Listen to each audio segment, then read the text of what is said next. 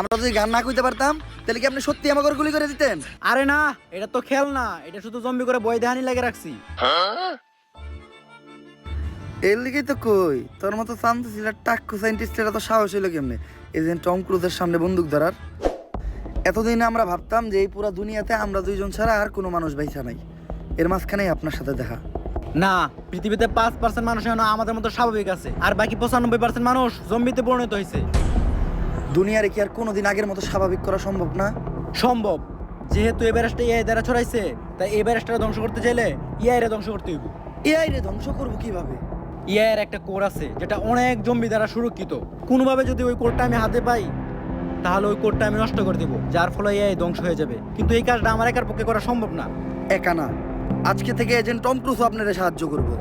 আর এত ইনফরমেশন আপনার কারণে আমি জানতে পারছি, এজন্য আপনার নানিরে ধন্যবাদ।